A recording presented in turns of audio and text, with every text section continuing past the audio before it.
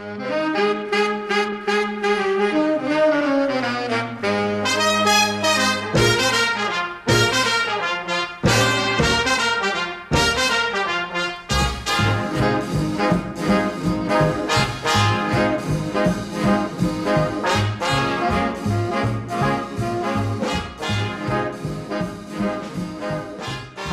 welcome to another edition of Nostalgia Alley, another thrill-packed show. We have a terrific show. We're talking about my favorite subjects. We're going to be talking about trains. And we have a real treat. Neal Weiss is a local Lionel train collector, and we're happy to have him on the show. We're going to be talking trains, and more trains. Neal, how did you get started collecting trains? Well, like most boys in America, my parents bought my oldest brother his first Lionel train in 1955. That was actually 3 years before I was born. So my first memories of my childhood are watching those Lionel trains go around and around circles in my basement in Brooklyn, New York.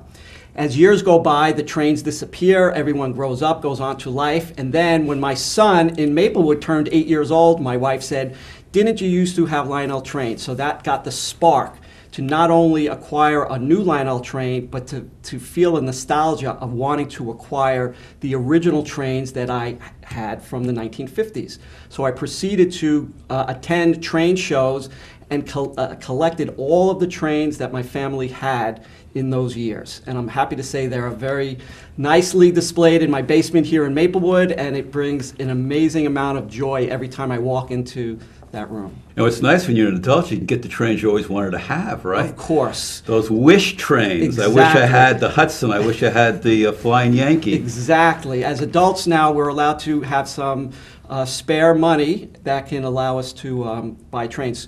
Back in 1955, when that train was bought for my brother, it cost $49.95. Wow. And that was probably equivalent to a week's salary for my parents.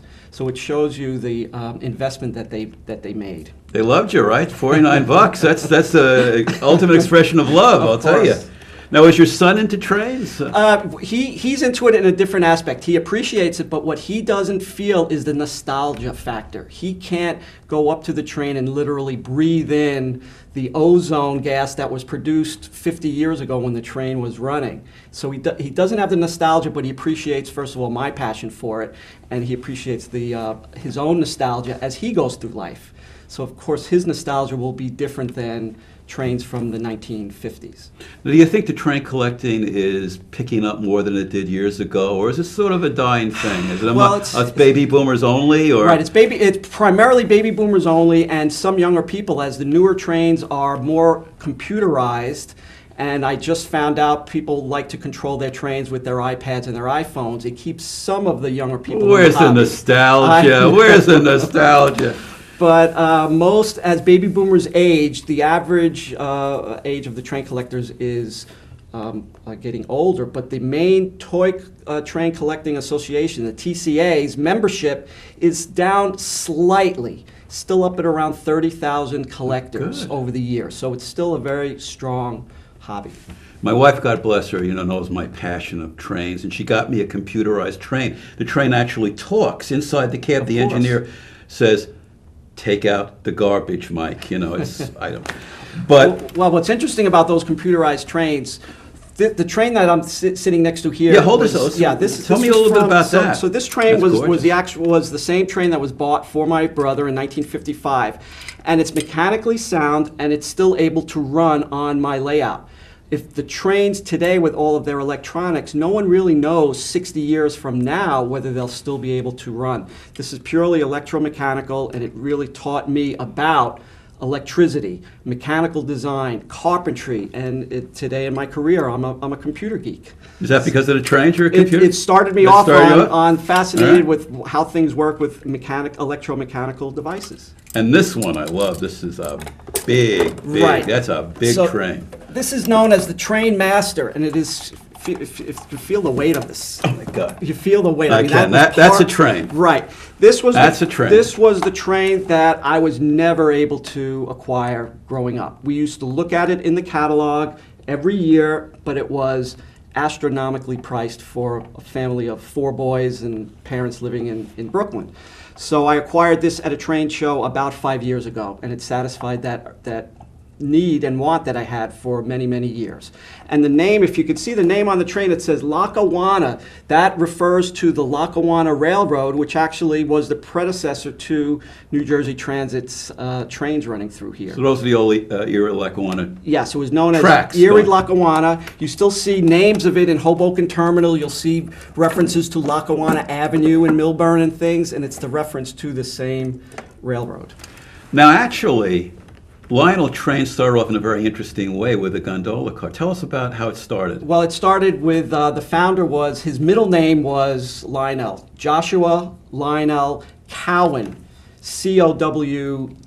Which is interesting because it was originally Cone, but changed to Cowen because I guess there was a certain prejudice back then where we did change the name, which is unfortunate. Right. And that was a lot of Americanization happened with names.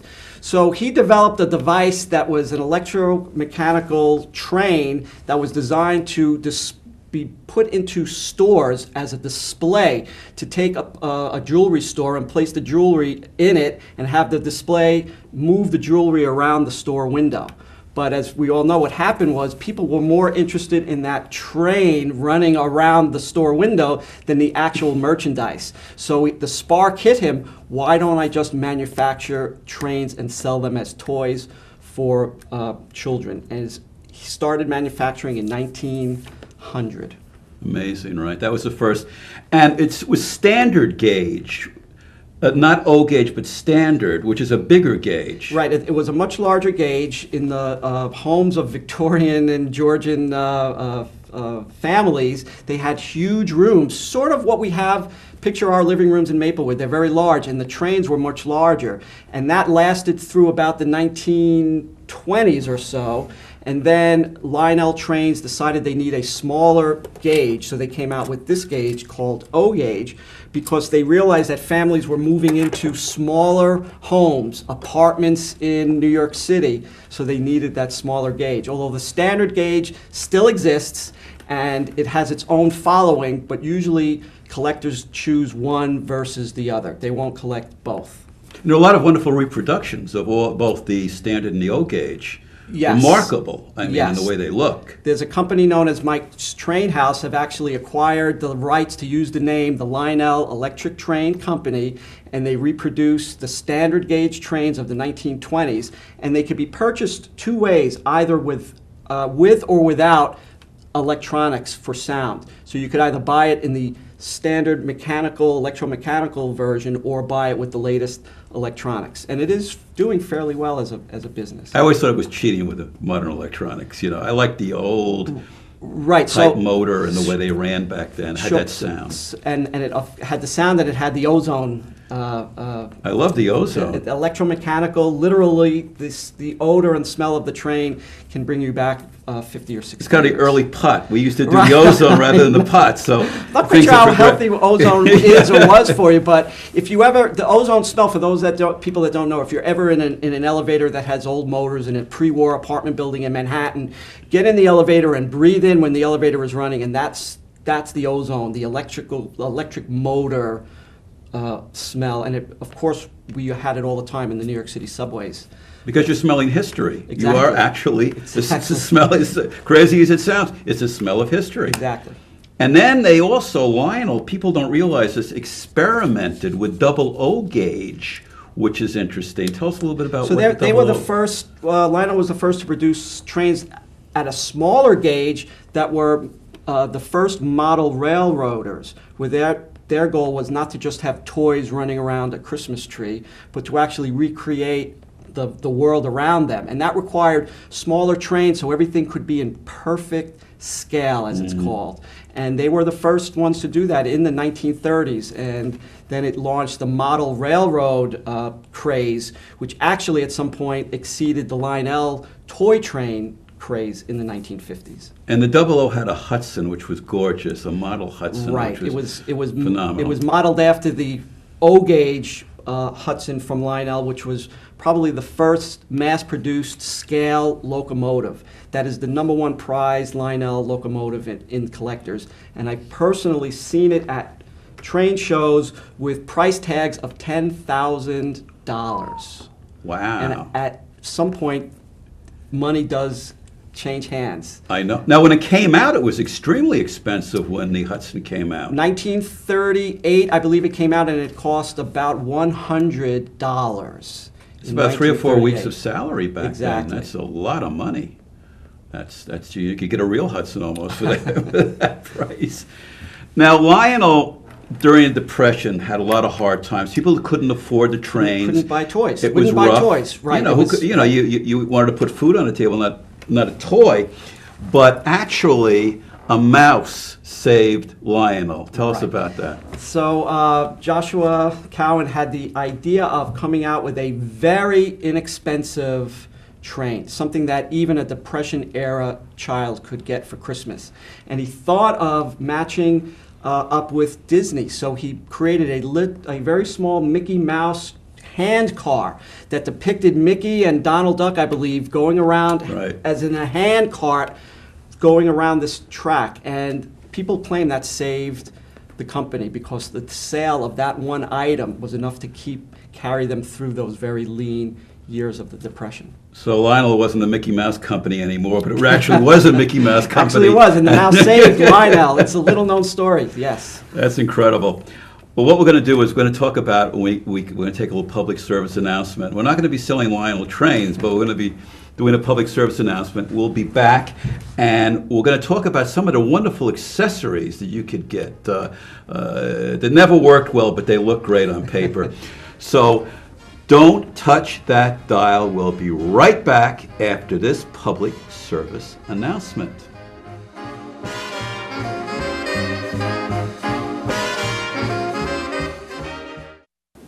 After 17 years working as a mason, Mike was laid off. I met him when he came into the library looking for help. He found a job opening, but the application was only online. Mike said he'd spent his entire life around tools, but had never used a computer. I showed him how, and he ended up applying for numerous jobs online. I saw Mike the other day. His new computer skills paid off. He's working again. New Jersey libraries are transforming lives. Tell us your story.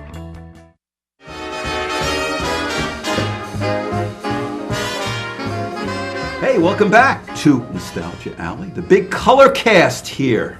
We're talking Lionel trains, and we're talking Lionel train accessories. My favorite thing, the thing I always wanted as a kid was a Lionel milk car. And you press a little button and the door would open, a little miniature milkman would come out of the box car and distribute a magnetized milk can on a platform. It never worked. It'd always throw it the wrong way. Actually killed my cat. No, it didn't kill my cat, but it was crazy.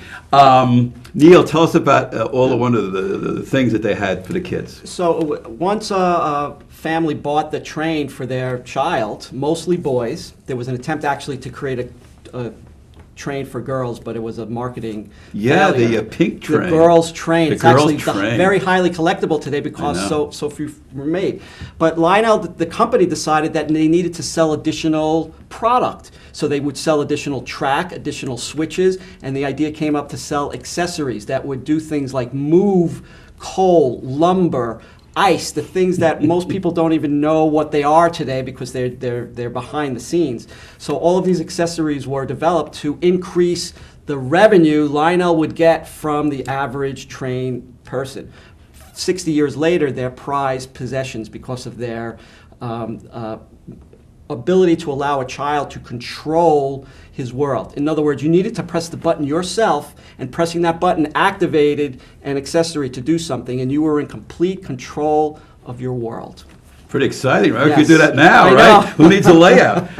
And it would make that horrible buzzing sound that would go, Right. the way it worked. At a buzzing motor. It was because, to get a little technical, it was because AC house current was being used to move these solenoids, as they're called, and it was just that vibrating 60 cycles of AC current that would cause the buzz. But again, 60 years later, some of us consider that buzz to be very pleasing and I know, yeah. comforting because you'd feel like you were back then. Now, you heard of Hatfield and the McCoys, right? The big feud. Even bigger than that, American Flyer versus Lionel. Right. So American Flyer from Gilbert, the company that we mostly knew as erector sets. Right. We all had our erector sets, but they also had trains. And they came out with a line of trains that were not compatible with Lionel. So you had to choose one versus the other. And most neighborhoods would have a dividing line, like you said, the Hatfields and the McCoys. But marketing won out, and Lionel overwhelmingly was the leader because of many marketing efforts. Arrangements with magazines, Boys Life magazine, all of the marketing pushed Lionel ahead to the point where they finally acquired the assets of American Flyer. But to this day, you can still acquire American Flyer trains from Lionel, and when you go to a train collecting show, you see tables that are still separate.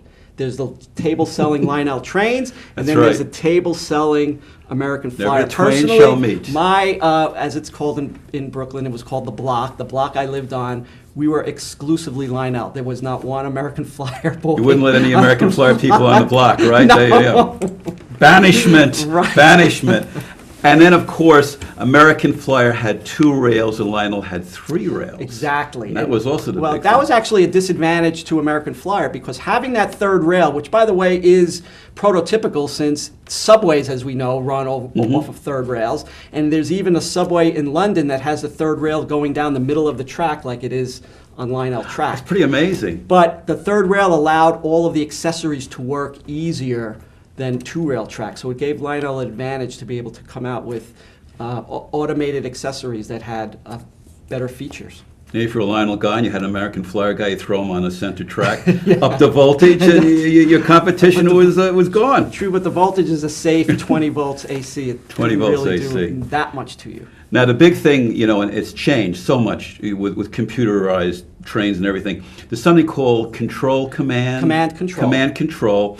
And the person who invented command control, the most unlikely person in the world, was Neal Young, the rocker Neal Young. Again, grew up in the 1950s with the passion for Lionel trains, built a barn to house an incredibly large train layout that someday I would enjoy viewing. 2 of his children have cerebral palsy, so he wanted them to be able to control the trains easily. So he created this command control system that literally had a very large red button that is easy for his sons to be able to manipulate. And he's actually an investor in the company today, the modern Lionel company. Neal Young has a very large stake in that company. I'd love to see his set of trains. It must I be know. absolutely incredible. And speaking of other famous people, of course, there are some other very famous people. Frank Sinatra was an incredible Lionel train person.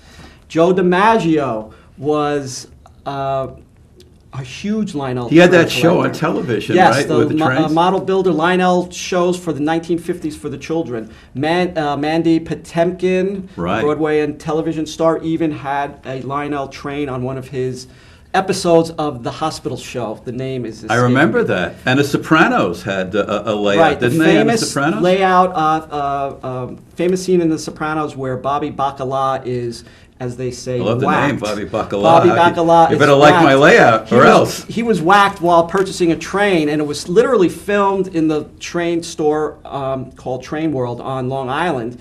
And the set that they used is on display in Paterson, New Jersey. So it's still there. They preserved it and gave it to a train club in Paterson, New Jersey. And talking standard gauge, Tom Snyder had a wonderful standard gauge layout. Tom Snyder, the TV personality, was, again, fascinated with Lionel trains, and his wife had a custom-built, made layout of standard gauge pre-war trains that she now donated to this train club in Paterson, New Jersey. And that is on display as well. That's really nice to do that, I know. It's now, going back into time, when I was a kid, I remember this. Probably you don't, but you are probably familiar with Madison Hardware. Yes. A legend. Tell us about Madison. That was a legendary. Right. Well, the first thing to know about Madison Hardware is they never sold hardware. I know. They made keys, so they had a key maker. I remember that in the corner. That was about as close to hardware as they came, but they were located right next to the headquarters for Lionel Trains. So they were always able to get the best and newest and most highest quality stock, and they kept it forever, and they were known throughout the world as having Lionel Trains brand new in the box that could be purchased as late as the 1980s. And these trains were from the 1950s, so they had a huge collection, and everyone in the world knew what Madison Hardware is. And what happened was the brothers that ran Madison Hardware aged to the point where they couldn't do it anymore. But what's interesting is their stock was bought by many other hobby shops around the country, and their stock still shows up at train collector shows, and it's identified by the Madison Hardware logo on it that they actually created for their own stock. And he was friendly with Joshua Cowan. They were buddies. And I know that when Lionel came out with something new, they would try it out in Madison Hardware to test it out. Madison Hardware was on 23rd Street and Madison Avenue, right on the corner where Madison Avenue begins. Lionel's corporate offices, I believe, was on 26th Street off of 5th Avenue. So it was I remember the showroom. It was phenomenal as a kid, I saw. Right. My older brothers remember the showroom. I was born, I was too young. I was born in 1958. The showroom did not last past 1960, and they didn't take me as a 2-year-old. And American Flyer was a couple of blocks up. Yes. They had the American Flyer out. Of course, and the reason they were all located there was the Toy Fair was right on the corner of 5th Avenue and 23rd Street every year. Now, what about trains as a collectible, as an investment? Is it a wise investment today, or is it not? It's not wise to invest in trains. It's wise to invest your money for what you think the train is worth to you personally. Because over time, what's happening is as the collectors age, the value of certain items may actually go down. It was once thought in the 1980s, when there was the largest surge of nostalgia from the baby boomers, that you can invest in Lionel Trains and sell for a profit. But it's not advisable to do that. Acquire what you would like for your own collection at a price or value which you are comfortable with. I had a big question. When we kick the bucket, and hopefully we'll have another couple of years, maybe even more, we're the primary people who love Lionel Trains. When we go, is there anybody to pass the torch? There are a lot fewer people to pass the torch. But what I believe will happen is there'll be enough people that the collections of people will be acquired by auction houses, and there still will be this very large business of reselling trains from the 1950s that are in what's called mint and like new condition. So the trains like this, which I use almost every day, may not have any real value, but if the trains are mint, they will still have value to someone that was, let's say, born 30 years after the train was even manufactured. A mint train, you have no fun with. It stays on the shelf. No one plays with it, gathers dust. But the real fun is running the trains. Right. So I acquired this locomotive. It was in mint condition. It had never been used. And the first thing I did when I brought it home was I put it on the track. And the minute it touches the track, it's not mint anymore. You lose a couple of $100, exactly. Right? Yeah, I know. Now, something you brought up, which is I love subways. And when we were talking, you mentioned there are a lot of old, deserted subway stations in the city. Right. Remembering that the New York City subways were originally 3 separate companies that were actually competing for revenue from fare-paying customers. So over the years, though, it eventually became run by the city, and the city had grand plans for what was known as the independent subway system, which today is the 6th Avenue and 8th Avenue subway, but there were plans for many more subway stations, one of which is under construction finally, the 2nd Avenue subway. But throughout the system, there are parts of stations that were either never used or were made redundant when they lengthened the platforms as newer trains came about. For example, the 18th Street station north of Union Square is disused. But if you peek your nose out of the window as you're going by, you see an unused train station. There's another one that's called Brooklyn Worth Street, which is very close to the Brooklyn Bridge station on the IRT. Wow. And then there's also the City Hall station. City Hall Station famous, not is used. preserved. It was designed to turn the subway around because that was the end of the subway line then. Of course, soon after, the subways continued down to South Ferry and eventually into Brooklyn. But at that point, it was designed to turn the subways around, and it's very Victorian inside. And it's actually available for tours. I haven't been on that tour, but it's on my list of things to do. And to have the original Tiffany windows. Not Tiffany style, but Exactly. the original Tiffany worth probably 50, 60,000. And chandeliers. I mean- Because the subways, when they first opened, it was very elegant. People rode the subways in top hats and ties. Today, it's. I wish we had those But days. the other thing I like about the New York City subways is I love the nostalgia and the trivial information that I know. So I could tell you, for example, every train, when it started, when the station was open, when it was Wow. possibly closed. Because I'm in New York City every day, it's fun to know exactly how the system was built. Believe it or not, we're out of time. Where did it go? I don't know. Wow. Wow. Listen, wonderful to have you on the show. Thank you very A much. fellow collector, at last, a fellow collector. Neal, Thank you. Weiss here in Maplewood, great train collector, a lot of memories of our childhood and the happy, uncomplicated days. So thanks for watching the show. I want to say goodnight to you, and especially to you.